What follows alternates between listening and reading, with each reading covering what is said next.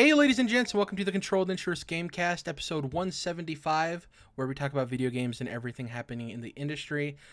As always, but for the first time in 2020, I'm joined by Jordan.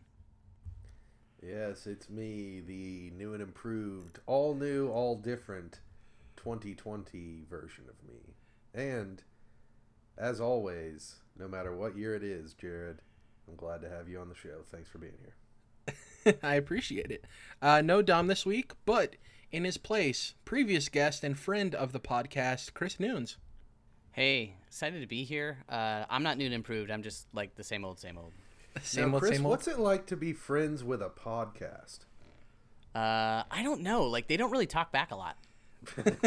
They talk to you, but it's not like a really back and forth dialogue, right? It's kind of tough. This is true. Yeah. Hey, and also, you said you're not new and improved. There's something to say about consistency. You don't always need to improve as long as you're consistent, you know? No, No steady, dips. going along, right? Yeah. I think your beard looks better than the last time we saw you. It is. I'm letting it grow in. So, I'm not improved. to your standard, but, like, I'm trying. Very few. I remember early on in the podcast, I forgot what the bet was about exactly. I think it was Persona 4 or something related. But Jordan made this bet about doing something, and he said if he didn't do it, he would shave his head and his beard, and he did. Yeah. Looked like a completely different person, and then in no time flat, he was already back to all of the hair, man. That dude can grow hair like no one else. Jerrad, I am pretty sure that is the last time that I cut my hair and beard. Oh, wow. That must have been 2 Wow. years ago at this point? Yeah, I think that's 2 years. Because people ask me how long I've been growing this stuff out, and I think it's been about 2 years. Yeah. Do you remember what the bet was? It was something Persona related, right? Yeah, it was about finishing Persona 3 FES on, playing it on the PlayStation 3, but it's a PS2 game. And goddamn, I don't know if I'll ever finish a Persona game, period.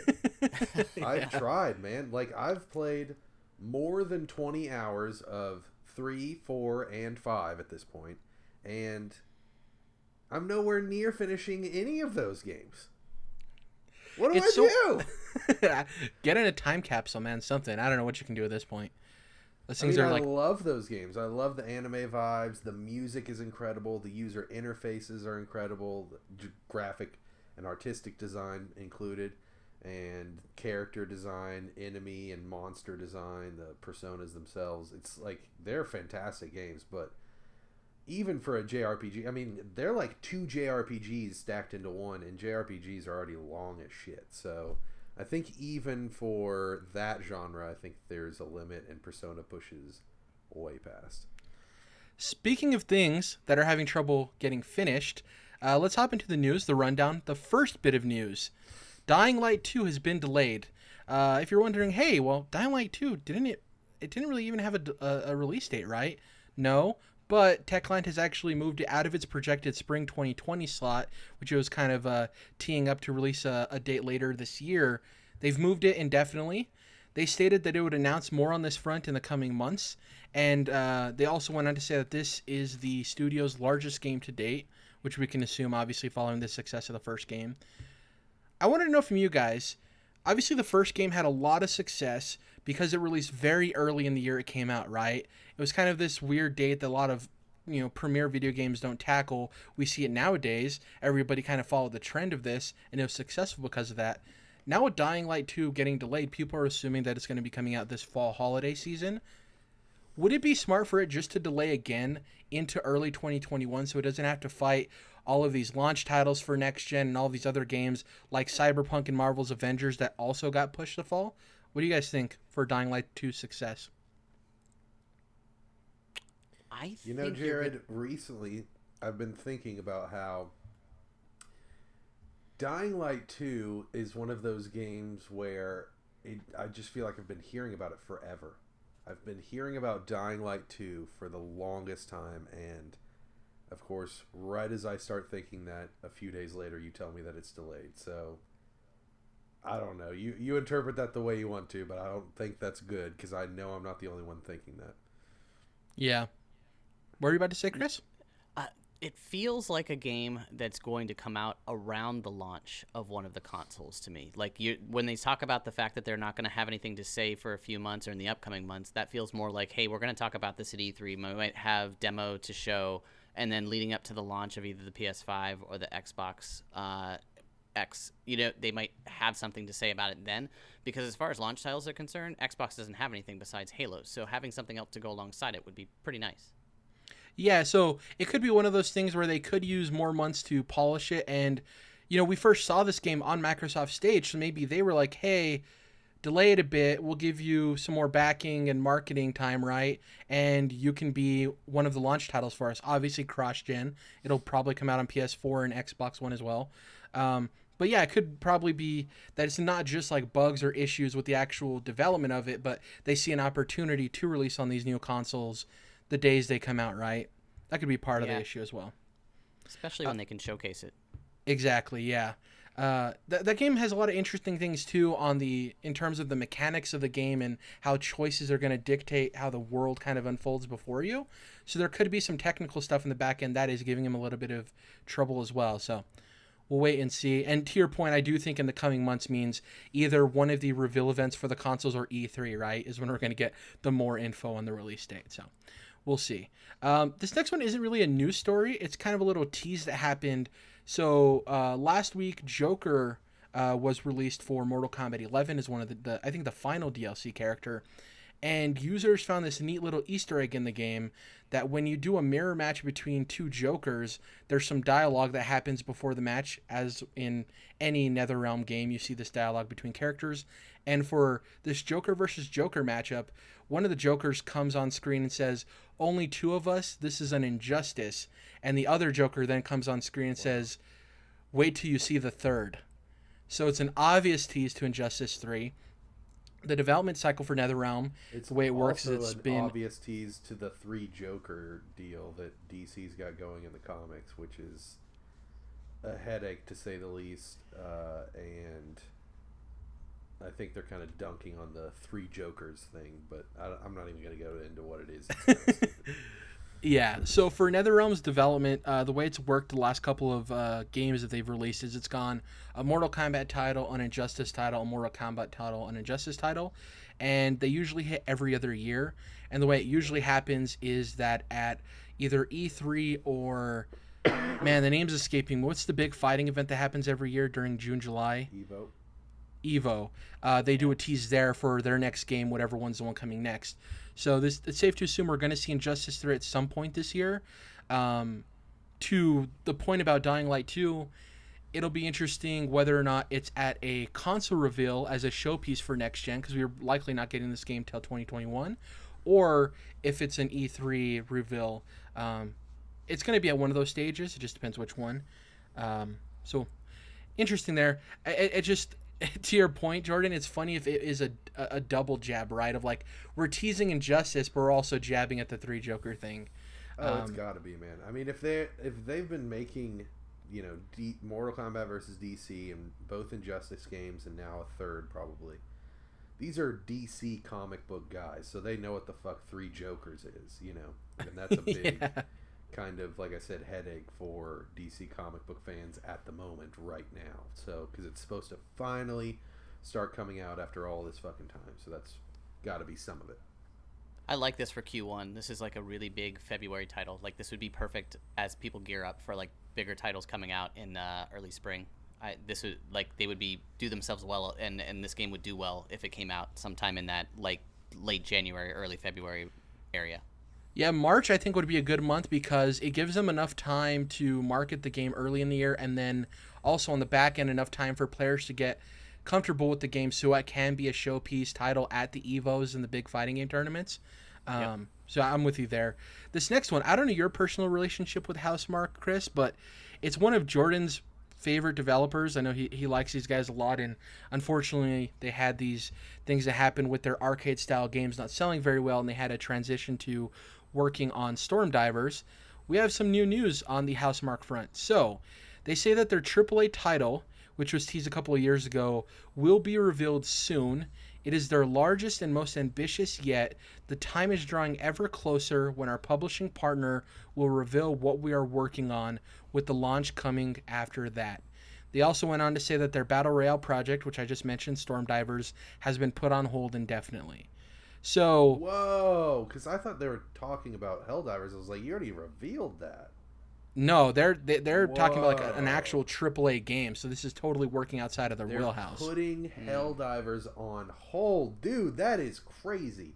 Because they must have heard feedback of people being like, yo, if you're not going to do the arcade stuff, that's okay. But maybe a Battle Royale is not the best idea.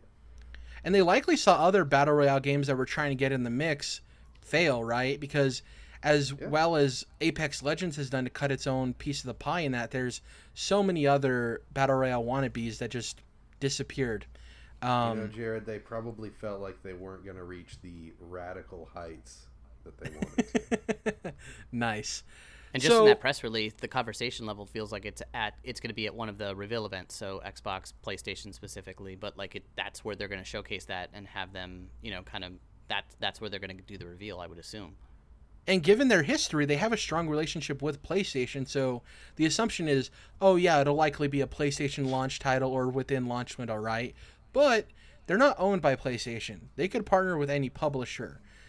So it's tough. If I was a betting man, I'd put money on it being PlayStation, especially with the conversation recently of PlayStation not supporting indie games or indie developers as much as they did at the start of the PlayStation 4 console.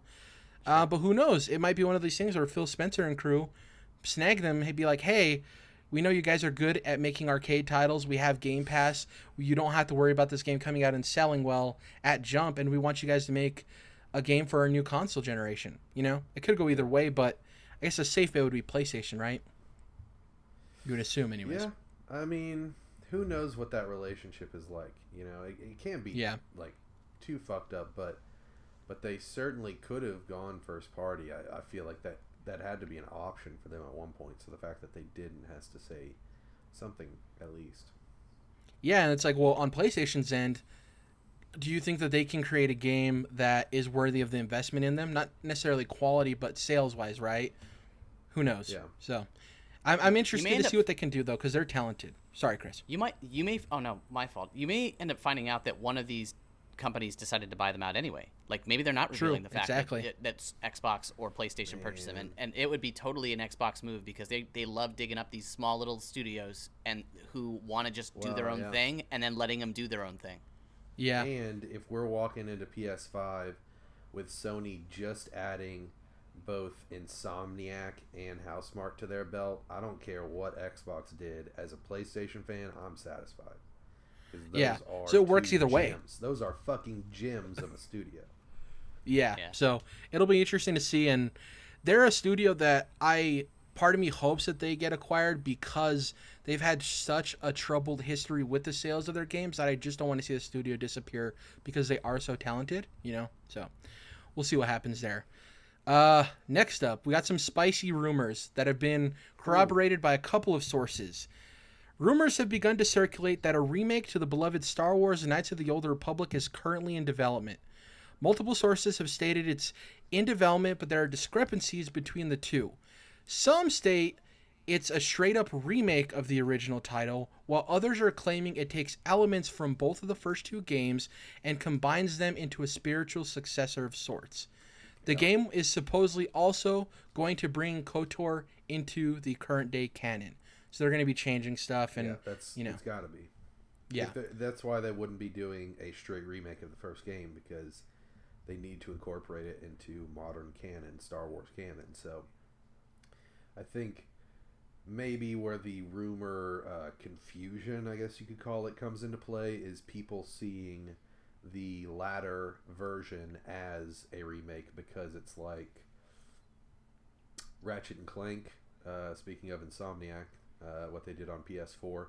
That is kind of a remake of the original Ratchet and Clank game, but it's also not. It's a reimagining, so that sounds like what they might be doing with KOTOR, and maybe some people just saw pieces of that and they're like, oh, this is a remake of the first game. But I bet it's the latter of what you mentioned. And we're all... Sorry, go ahead, Chris. This could totally be a Bioware redemption story. Fuck. Well, and here's the thing: is they're maybe currently it's Bioware Austin's coming out party because they've been doing the MMO for so long. Maybe they're finally ready to do a non-MMO game. You know, I guess for lack of a better term. And that's the interesting thing is we don't say. Let's play under the rules that this rumor is true, right? We don't know who's developing it. Now, it can't be main Bioware because we know they're working on Dragon Age 4. Could be Bioware Austin, as Jordan mentioned. But there are some other possibilities. People assume that this game can only be made under EA, but they've been known to also license projects out too. So here's some ideas I had, just throwing them out there, okay? That came to mind. One possibility is... Real quick, before you do jump on that, off the Bioware train, Bioware proper has two teams, right? Because they have... technically they had the Anthem team and the Dragon Age team, and now the Anthem team could be working on KOTOR. Yeah, from reports, the assumption is that they unloaded most of the Anthem team to help work on Dragon Age 4 because it is so important to Bioware that they kind of folded into one studio for the time being. Off, just laid them off. Oh, no. Kind of just relocated them to the Dragon Age 4 project. Got it. But that's an assumption. Who knows if they do have a team working on it, you know. So here's some possibilities. It's a studio big enough for two teams. Yeah. First up, under EA, we had this recent news about Dice LA, right? Vincent Pell is taking over Dice LA. They're getting a rename. He said they want to be known as their own studio. They want to have a coming out party of their own. There is a possibility that these guys could be working on that game, right? That's one possibility. Yeah. Sure. 2, everyone assumes that Bluepoint is working on Sony-owned property, that being like Demon Souls or something. They also aren't owned by Sony, and they could have the possibility of being, partnered up with somebody else. Could be Bluepoint, because they have stated their next project is huge, the biggest project they have. Once again, not a super fan of that one, but it is a possibility. Been working on that one for a minute. I feel like the leak would have happened beforehand, but you never know. Yeah, who knows? And the last one, this is the most interesting one to me. If you remember, Bioware made the first KOTOR. Do you guys remember who made the second KOTOR? Obsidian. Yeah. I think Obsidian could be an interesting one because the original KOTOR games were very much thought of as Xbox games, obviously. Yeah. And this would be an interesting get for Xbox to have Obsidian working on, a new KOTOR game. It would be huge. Yeah. Some people have suggested the Initiative. From the way Microsoft's talk about the Initiative, their new quadruple A studio, it seems like they want them to make the new, a big new IP for Xbox, right? To me, it doesn't seem like they're going to be working on some licensed product. I could be wrong, right. But the way Matt Booty and Phil Spencer have talked about it. Exactly. Or a God of War, or something, just a new property. Yeah. So, a couple things about the studios that you mentioned. First, I want to say with Vince Zampella's studio, I think that it's going to be named after another lame-ass gaming term, just like Respawn. Reload. I also think, exactly, I think it's going to be called, Waypoint Studios is probably not a thing because of the Vice subsidiary, but something like that, right? Fast travel. Yes. Any more you'd like to offer up, Jerrad? Estes Flask. I don't know. Estes Flask. I think that one might be trademarked, but we'll see. But I do think that is a strong possibility. Also, yeah, I don't think it's the Initiative. Who was the studio you mentioned right before that? Before Obsidian was Bluepoint. No. It was Obsidian before the Initiative. I don't think, we've talked about this before on the show, I do not think that even PlayStation could pull down a Star Wars or Marvel exclusive game other than Spider-Man. I know it's duh, they have Spider-Man. That's a different story. Spider-Man's his own deal. Yeah, right? Weird thing. KOTOR was notorious with the 360. KOTOR was literally the 360 coming in. That was they were tied at the hip, so I would assume it would be an Xbox. Yes, but I'm saying right now, I don't think we're going to see any more of those other than Spidey himself. He has the history with Sony. It's a different thing. Obviously, we know that he's not a full part of the Marvel studio with the cinematic universe. Long story, right? So, but yeah, I don't think we're gonna see like let's just say Star Wars. I don't think we're gonna see Star Wars like AAA wise.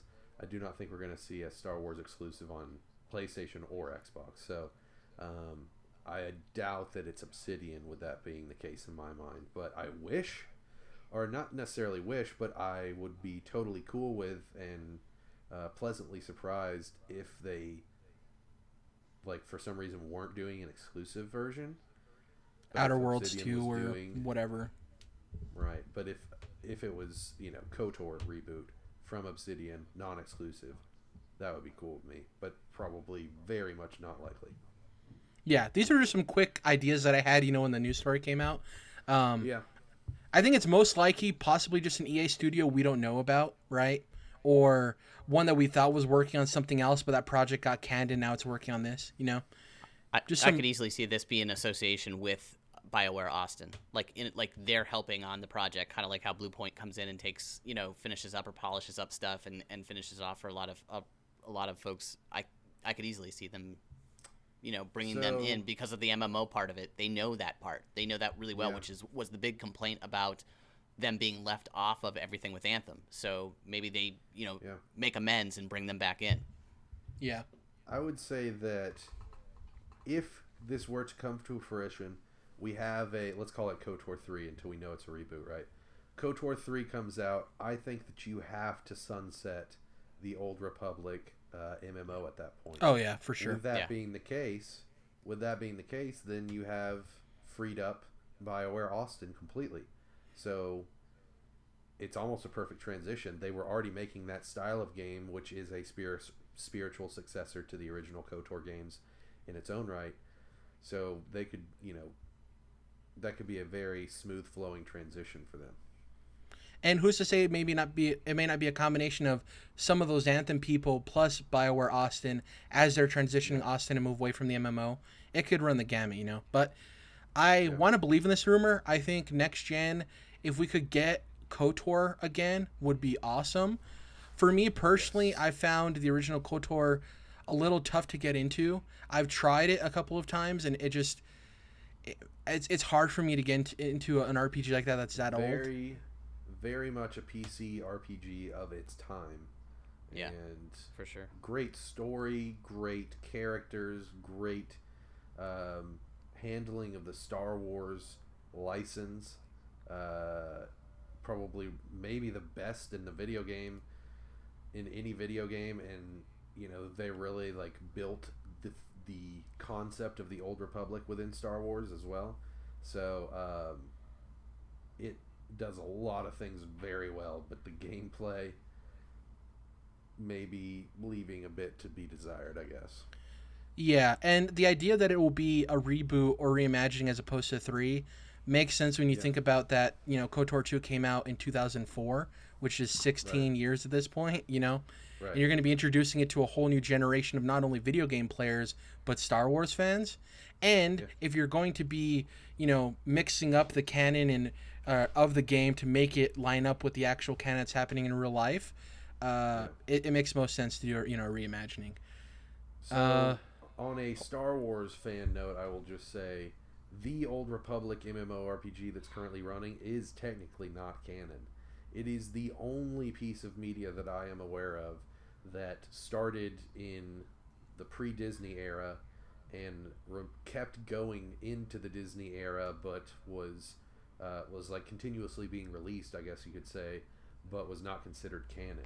They weren't releasing new Legends novels. Those are just re-releases. Yeah. I didn't the Rise of Skywalker bring Revan back in when he was talking to. They have brought bits and pieces, right? Bits and pieces, and I think the only thing that brings Revan in is that one of the Sith squadrons is named after Revan, right? So it's super obscure. They haven't had a full Clone Wars episode about him or anything like that. So sure. Other than that very minor reference, there hasn't been a true canon representation since Disney took over of anything. Man, really like pre-Phantom Menace. I mean, they go back a few years before Phantom Menace, but like 50 years before Phantom Menace, and Disney has cut itself off. And pretty much the same with like 50 years after Return of the Jedi. So I, as a Star Wars fan, truly want to see them expand out, do the Old Republic, hell, do, you know, the Dawn of the Universe, the Dawn of the Jedi, all that shit. I want to see it. And this could finally be us getting that true representation of the Old Republic, which to huge Star Wars fans is a very big deal. Yeah. Give me a Destiny version, like, or something to that effect, where I'm constantly getting updates, constantly getting new stuff, that doesn't deal with the Skywalker saga. Like, that would be fantastic. Yeah. Absolutely That's fantastic. What's great about, like, Star Wars Expanded Universe. It does have its own purpose, because it, like, that's what KOTOR did, was it went way away from Skywalker stuff, and it's like, no, Star Wars is cool enough in its own right that it doesn't need a Skywalker attached to it to be cool. And that's where we need to go moving forward. I'm with you there. Absolutely. 100%. Absolutely. The last topic here we're going to talk about, we probably won't spend too much time on it, but so earlier when we were talking about Dying Light 2 and the delay, we mentioned that, you know, the first Dying Light came out early in the year, and it was a place in which these big AAA games weren't really releasing, right? The only time we'd ever see it is when the big fall dates or winter dates got delayed into that spring area, right? Well, now we live in a day and age where a lot of these big AAA games are setting dates initially in these early year spring dates, and this year especially we saw a number of those get delayed to the fall, right? So do you think that moving into next gen, this is a question I had for you guys, this is kind of going to be the thing that we're going to have to get used to, where normally we were used to these fall and winter releases getting delayed to spring, but now we're going to have to, you know, get comfortable with the fact that a lot of these big spring and, you know, summer games are going to be getting pushed to the fall. So it's kind of like a reverse of what we were used to for so many years. You think that's a fair point there, that we should expect that? It could be. It could happen. It could happen. It could happen. What movie is that from, Jerrad? What movie? And the big reason it might be an issue is that unlike games getting delayed from the fall, winter to the spring, there's not a lot of game releases. These spring and summer games are getting pushed into an area where we already have a ton of game releases.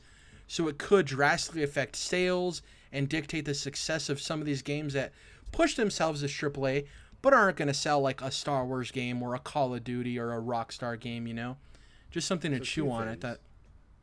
One, they're not just being pushed into the big bad fall. They're being pushed into the fall with a console launch on top of it. Specifically this year, yeah, for sure. Right. And then second of all, what movie is that line from, Jerrad? It could happen. It could happen. God, you're stumping me. It's a little kid. It's like this. It's like this. It could happen. Is that Little Rascals? Close-ish. Close-ish. Big Daddy? Angels in the Outfield. Oh, man. God, I think I saw that movie once in my life. Joseph Gordon-Levitt, right? He's the main kid. Not that kid with that line. That's his, like, foster brother that says the line, but I think Joseph Gordon-Levitt is the main kid. As far as these delays, I really feel like it's changing subjects, Chris. Go ahead. I feel like the delays they're pushing for the extreme of the new Xbox and the new PlayStation, and having to back compat these so that the graphic levels are dummied down. Not dummied down, but lower than, you know, PC specs versus like an X is making it difficult for them to do so. So I don't think they're pushing it in order to get to the next gen. I think they're pushing it because they're trying to back it into the old gen. Yeah. Well, and to your point, this doesn't seem like something that's going to maybe continue going on for years and years, because the difference between a game releasing towards the end of spring and releasing in the fall and getting delayed is that when you delay a game out of spring, it has drastic consequences on that company's fiscal year, because most fiscal years end in the Mayish area, right? Mm-hmm. For Square Enix specifically, Final Fantasy VII Remake got pushed out of their fiscal year, which is huge. They had to send a message to their investors saying, like, yeah, that game that we thought was going to make a bunch of money right at the end of our fiscal year is actually going to make a bunch of money at the beginning of our next fiscal year. And obviously investors weren't too happy about that. The Avengers delay wasn't as bad because it was already out of that fiscal year, right? So now their fiscal year for 2020-2021 is going to be boosted by Final Fantasy VII, but the numbers for this current fiscal year are going to be down drastically from what they assumed they were going to get because of the delay for Final Fantasy VII Remake. That's the one that's kind of huge. There was a rumor this week, speaking to your point about performance, Chris, that the reason Cyberpunk was delayed is because it, in quotes, it ran garbage on PS4 and Xbox One, was the headline going around the internet, right? So Sure. it's interesting. It's the problem with it is I just don't want some of these games like a Dying Light 2 to get delayed into the fall, and then we see it doesn't even track on NPD because, nothing against its actual quality of the game, but when you have Dying Light 2 and Cyberpunk coming out on the same day, how many people are going to buy Dying Light 2? You know what I mean? Yeah. So Yeah, this is true. Well, that was what made the first game successful, is that it came out in a dead zone. exactly, and it also that's had the the high difference. quality, so it was like nothing is around. This is a must-play game. Snag it, Snag it. Let's hop into what we've been playing. I'll go first. Couple of games I wanted to talk about. The first one being, they're actually both Game Pass games. Shout out to Phil Spencer for Xbox Game Pass. The first one is a game we had previously talked about, Jordan and me possibly wanting to check out, which is Remnant from the Ashes. It's a third-person, action-adventure game. It's, the easy comparison is it's very Souls-like, but it does have guns and shooting. It's procedurally generated with enemies and worlds. So say, Chris, you and I both are starting this game up. There's a central hub that's the same to both of us. But the moment you load into that first world, you could have either a different setting or different enemy types or a combination of both, right? And those enemies specifically could have different attacks. They could have different typings to their attacks. So they could be like poison or flame. So it makes every playthrough different. Maybe 6 hours in, this game is difficult. It punches you in the teeth, but it has the games as a service hook of your armor and guns and everything always going up. You always have improvement. You're always upgrading everything. You're figuring out enemies and trying to see what the best approach is, but it doesn't hold back with its difficulty. You can get overwhelmed very quickly in this game.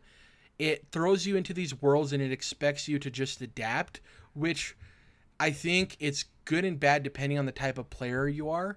If you're somebody who approaches Bloodborne or these, From Software games, and you like to sit back and understand an enemy and then attack them, you're going to have a difficult time because it's just in your face nonstop. Once you get into, a situation with a ton of enemies, you don't have a lot of time to think. It's more about act. And there's 3 different classes you can start the game with. There's a melee-focused class. There's a mid-range class, which is, you have a decent gun that shoots mid-range, and you have an okay melee weapon. And then you have your long-range, which has, like, no melee weapon, but, like, a long-distance rifle, right? I went with the Hunter, which is, like, the middle class, just because I wanted to get a decent experience with both the melee combat and the shooting mechanics in the game. I love a balanced character. It's fun. I don't know if this is going to be the type of game I'm going to want to run multiple, campaigns with, because I don't know how long the campaigns are. I'm assuming, based on the way the game's mechanics and it's just the way the way levels are set up and how each playthrough can be different, I'm assuming they went for a shorter campaign, right? So you can get through in maybe 6-ish hours, and then if you want to hop back in. I'm assuming there's a new game plus mode. The character creator is pretty cool. I'll have more to say out in the future, but I'm enjoying it. It's definitely not like a world-class game by any means, but I do think it's a fantastic Game Pass game. And if you're at all interested in 3D action adventure games with Souls-ish type combat, or even just into shooters, I think it's a definite try, which is one of the best benefits of Game Pass, is that you could just download these games, check it out. If it's not for you, get rid of it. So, sorry, real quick, just one question. Okay. If I'm doing the melee stuff, am I gonna get the Bloodborne vibe that I'm looking for in a Souls-like? No, I would say it's not as clunky and not great as like a Bethesda melee, but it's not as crisp as like a From Software. It's somewhere in between. Okay. Yeah. Yeah, It's not as and, satisfying. I'll say nobody shooting in this can game make is it- much more satisfying. Nobody can make a From Software game like fucking From Software, dude. Just nobody can do it. The closest is Team Ninja, but probably the only reason they're able to do that is because From Software was emulating them off of the Ninja Gaiden series when they were making the original Dark Souls. Yeah. The second game is a game that's much shorter. Are you guys familiar with Minit? Minit? Yes. Yeah. So Minit is an adventure puzzle game. It's black and white pixel art, and the hook of the game is that the character lives for 60-second spurts. So you leave your house, which is your save point, and for 60 seconds you can explore the world and then you respawn back at your house. The way they get around this is certain points in the giant map are other home bases. So when you enter that place, that'll be your respawn spot, right? But you're going around this world trying to solve what's going on. And the way it works is it's kind of like a tiered system of once you get this item, you can unlock this area. It's very Zelda-like, right? Then you use that area to kind of find what the new item is to unlock this new area. And there's fetch quests for certain characters. It rewards exploration really well. Has pretty funny dialogue in the game. The music is really astounding. One playthrough for me took, I think I clocked in at 72 minutes. So that was me exploring a little bit and checking out some of the optional stuff, but heading towards the end without me knowing it. There's achievements in this game for like finding all of the items and checking out these optional areas. It's really cool. It's definitely like a speedrunner type game where if you really love this game, you're like, let me see how fast I can beat this game. My last time was 38 minutes. I think I can cut that down, right? But for somebody who's not necessarily into speedruns too, it's cool because it's like, okay, what can I do with this 60 seconds? And then you figure out, oh, okay, I just got this water bottle. What can get watered in this world? Oh, there's this like weird farm area where there's this specific little plant that seems like it's not growing. Let me water that. Oh, I can only water it once every life. So then, you're like, okay, I spend 15 seconds watering that thing. Go and check out something else, then respawn, go and water it again. You're rewarded with additional hearts for your life, additional items. There's enemies that you can't kill intentionally. Yeah. And it's just that way. It's like, oh, you need a reset. You have 20 seconds left, but what you want to go do is going to take 60 seconds. We'll give you an out here with this person you can't kill. They'll kill you for you. You know what I mean? So you don't have to wait out the 20 seconds and then respawn and then do what you want to do. You can't just hit reset. It's really cool. Once again, like with Remnant from the Ashes, I think it's a great Game Pass game because A, it's not a huge time commitment, and B, for this game specifically, you'll know if you're down with it the first 5 minutes you're in. Once you get the first gameplay loop, if you're like, I'm not feeling it, you're not going to like it. But for me, I went in thinking I'm going to try this game. I've heard it's really neat and cute and fun, and it just hooked me because I got into that mindset of like, oh, how far can I get in 60 seconds? What can I discover? What can I, who can I talk to? What do they need from me? It's just a fun time. Like, if you have Game Pass, download this game, check it out.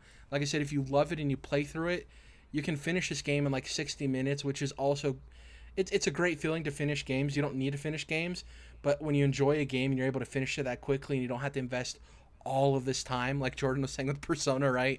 You don't have to invest 100 hours into a game to finish it. You can get through it in an hour. I just really enjoyed it. The art style is cool. Like I said, the music, awesome. So, not much else to say. Cool. Chris, what do you got for us? Chris, Or I guess Jordan, you What can do go you if you want to go. No, Chris, I was actually going to say, Chris, tell us what's up. Oh, I've been playing 2 different games. I started a short hike only because of Alex Van Aken talking about it so much, and then I Shout out to Alex Van Aken, OK Beast. Yeah, OK Beast. I was just like, I need something that's not like so time consuming that I can just hop in and hop out, and this game has been fantastic. Kind of that Animal Crossing vibe, really short. It's not very expensive either, which I liked. If I could interrupt you for a second, sorry I'm ignorant. Is OK Beast going to continue now that Blessing's on Kind of Funny? Yeah. It's going to be Cool. Alex Van Aken and Brandon, his dad, I think, are going to be continuing it. And they also have Ian, Alex's who's father? also part of it. Yep. Yeah, Alex's father. Yeah. Okay. Yeah. Okay. Yeah, and he had talked this game up quite a bit, like way early in this year, and I just got around to it now, and it was like, all right, I had been away from games since Jedi Fallen Order, so I took quite a bit off. I just kind of was burnt, and I just wanted to like take some space, and this was the first game, and it was awesome. Like, it was awesome to hop back in and like enjoy it because of just for the graphics were really simplistic. The music's really cool. It had that really big, like I said, Animal Crossing vibe, and it was just kind of what I was looking for. And then at Christmas, obviously, I was watching The Witcher with most people and got just the bug. And I've been playing The Witcher 3 now. I think I'm about 20 hours in. The only thing that I don't care for about The Witcher 3 is, for me, because I don't play RPGs very often, it was complicated to get in for me to understand the gameplay and the alchemy and the potion and all of that stuff is not something that I'm accustomed to. And I've had to watch probably a good hour to 2 hours of YouTube videos kind of just re-explaining different ways to look at it and how to like spec your Witcher out and all that other stuff. But now that I've done that, the story part of it is just off the chain. It's unbelievable to me, like, and how well it's done. And then how much it relates back to the show, which was great.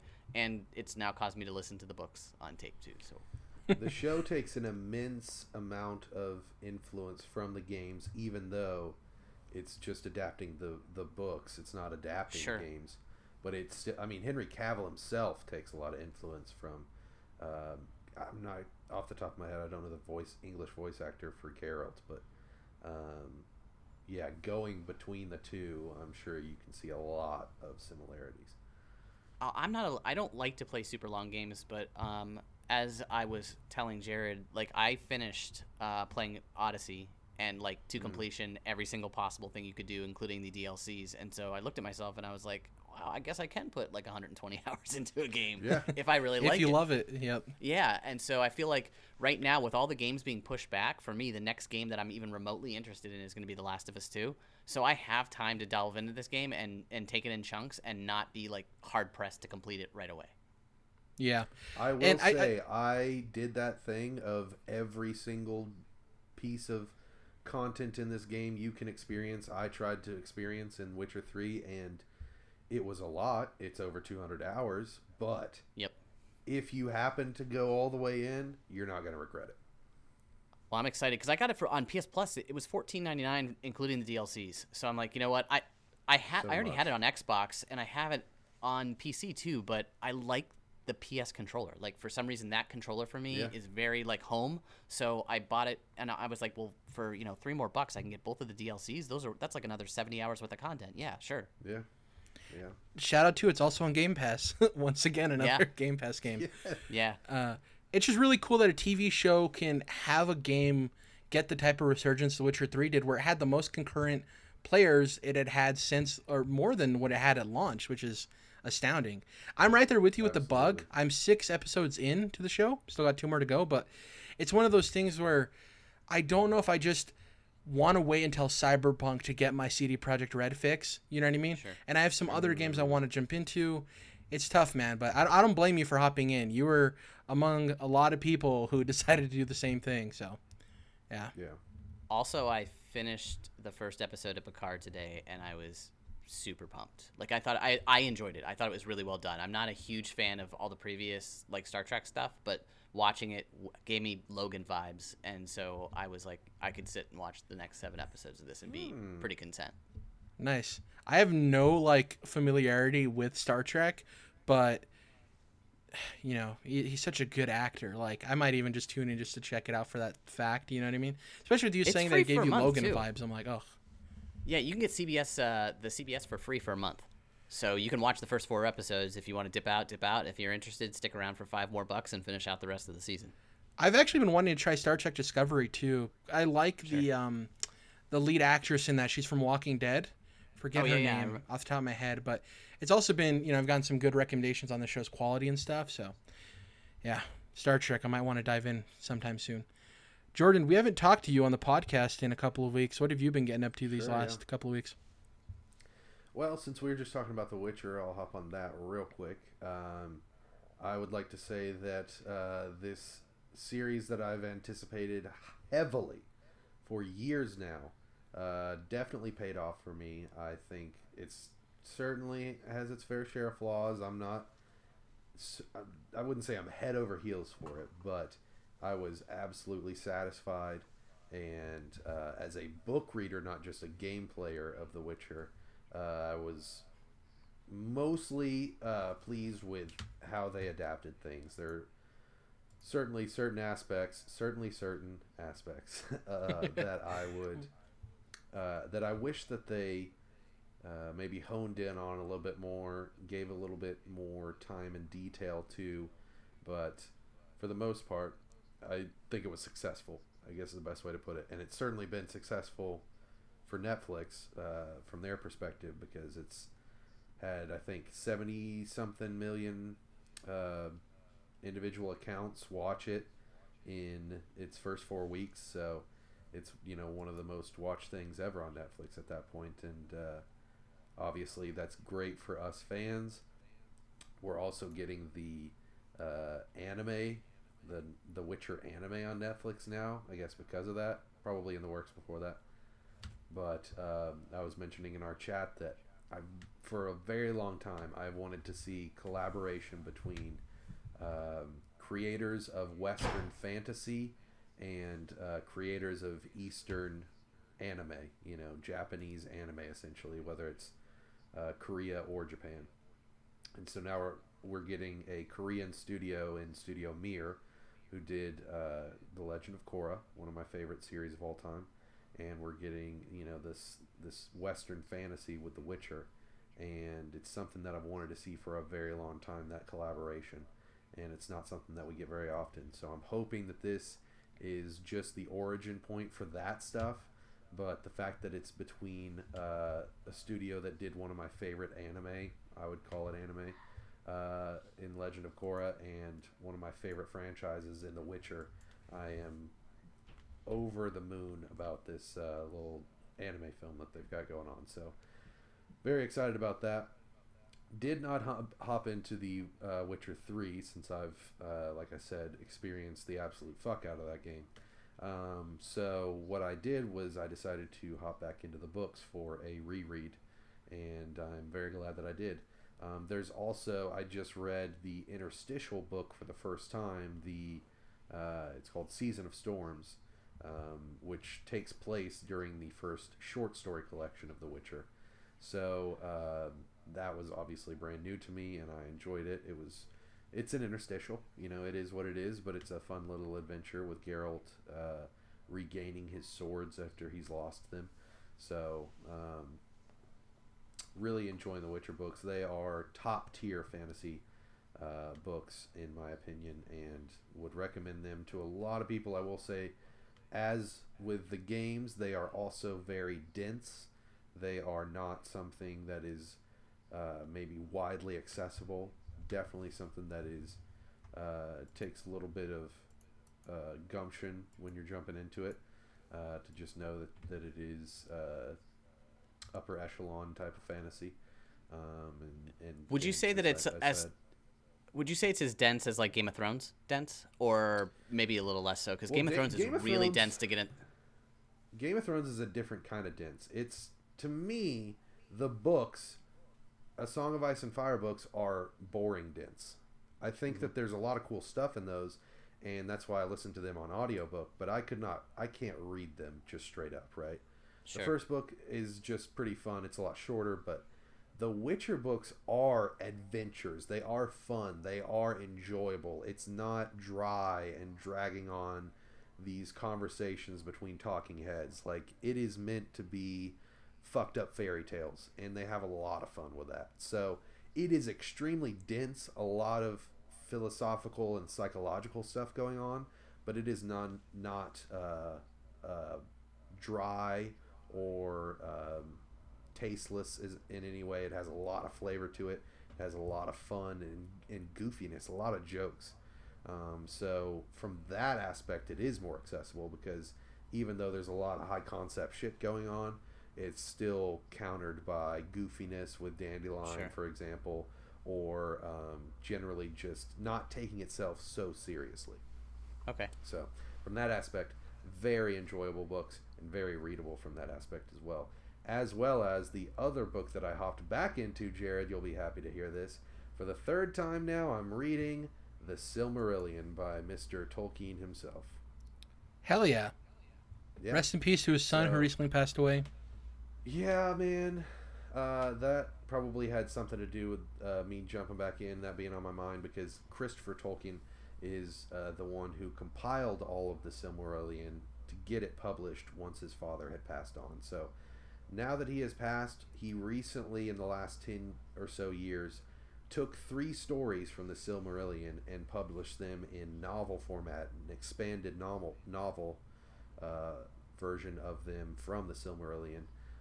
So I can't wait to jump into those. Those are going to be great as well. But the Silmarillion itself is, Chris, you want to talk about dense? It is as dense as it gets. It is mythology played out in the form of a book, right? But nonetheless, it is beautiful. It is fantastical, and it is something that I very much enjoy regardless of its density.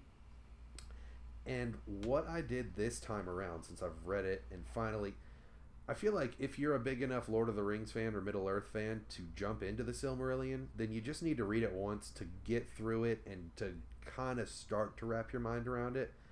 And then you can try to reread it and you'll be able to really enjoy yourself. I enjoyed it the first time, but not nearly as much as my rereads, because you can get over the fact that it's written in such a way that it's almost like reading the Bible. So now I don't recommend most books if I only think they're going to be truly enjoyable on the second go around, but I think with this one, like I said, if you're a big enough Middle-earth fan to jump in, then it's worth the second try. And what I did this time around was I've actually been reading it to myself out loud, and it is not fairy tales, but it is tales, and it is so much more enjoyable hearing it read. Now it's me reading it, right? But hearing it read, and not just in an audiobook format for me, it feels like, when you were a kid and your parents would read you, like I said, a tale. And the reason I use that term specifically is because there's a certain feeling to that word, right? What is a tale? T-A-L-E. And this tome that I'm reading certainly has an abundance of tales. So reading it aloud to myself has been one of the most enjoyable experiences I've ever had with a book. And I think I might do that with the entire Lord of the Rings saga, I guess you could call it, with The Hobbit and all that. So that, for his kind of almost, like I said, biblical writing style, a lot of people find it really hard to get into, because he's talking about this person bore this son who met this girl, and they had this child, and this child met this kid, and then they had this kid, and it's like, wow, this is just like the Bible. It's just as boring as the Bible. Or, reading lyrics of a song that they're singing every other fucking chapter. It can get tough for people, but I think that having it as like this oral tale that is being told to you in person is a really interesting way that I've found to do it. So I want to shout out that, as well as what I've been putting on in the background while I read, which is the officially released ASMR by the Pokemon Company on their YouTube channel. It is a 30-minute long video of Charmander sleeping next to a campfire, and then as the campfire goes out, he has to relight it with his tail flame. And cool. It's one of the most adorable things that I've ever seen, and I just put it on loop, and I put it in the background, because I also like having a fireplace on YouTube going in the background when I read, especially like fantasy novels. I think that's creates an ambiance, I guess you could say. But this specific version I've just fallen in love with, because Charmander is just so damn cool. And it's like Jerrad, it's a perfect HD model of Charmander. It's like, wow, this is what a Pokemon game could look like, and you actually made it. This is official Pokemon content, God, the when Ash finds Charmander in the anime, and then the Futurama dog episode, those two things just shouldn't exist because they're so heartbreaking. Like, just these people Dude, forgetting it's about their pets, shit. dude. Just like, oh, you're It's leaving them to weird. die. Isn't it weird how much content that is clearly made for children is utterly heartbreaking, like gut-wrenching, Yeah. heartbreaking, stomp on your soul type of shit, where it's like, you're putting this in front of children? I can't even handle it as an adult. Yeah, like, especially like the Rugrats dealing with their parents having like, emotional breakdowns, and oh man, it's crazy. Did you play anything, or have you just been on this book kick? I've been reading a lot of books, been reading a lot of comics, been watching a lot of movies, been watching a little bit of TV here and there, plenty of anime. Huge shout out to Space Dandy, which is basically just a warped version of Cowboy Bebop by the same creator 15 years later.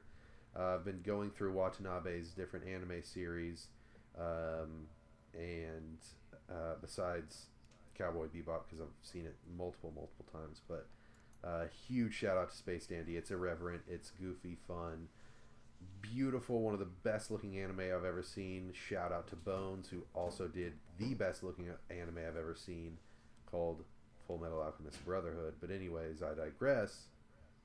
Haven't played any games, Jared.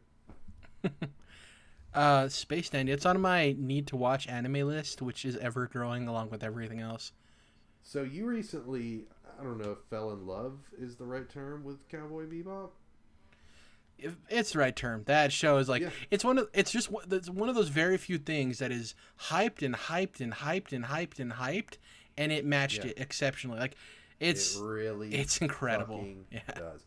And Jared, I'll tell you what, Watanabe, that creator, is that level of hype matched, because you got Cowboy Bebop, you got Samurai Champloo, my favorite anime. Then you got stuff like Kids on the Slope, a music anime, which I'm not usually into, but it's one of the most beautiful things I've ever seen. Then you got Space Dandy, which takes Cowboy Bebop and literally just sticks its middle finger in the face of that show and flips it on its head and screws with it and fucks with it and makes a big joke out of it. And it's incredible. And he makes masterpiece after masterpiece. I've started going through series by series chronologically, or by release date, I guess you could say, and they're all masterpieces. They're incredible. So I can't wait for you to get to Space Dandy, since, like I said, you recently fell in love with its kind of spiritual predecessor, Cowboy Bebop. Before we close out, I wanted to say one thing, Jordan. I think retailers around the world want to break your heart, because there's a new rumor that popped up. A couple of retailers listed Sly Cooper 5. Obviously totally unconfirmed that game exists, but so they're playing with you. You know what, Jared? I'm feeling this weird vibe. Since you brought it up, I'll go on the tangent. I'm feeling this vibe that we might get Sony to go into this, like, hey, with PS5, you guys can do weird shit. Insomniac, if you want to be making Ratchet and Clank games on the side with your AAA Spider-Man stuff, go ahead. Sanzaru, you want to pick back up Sly Cooper?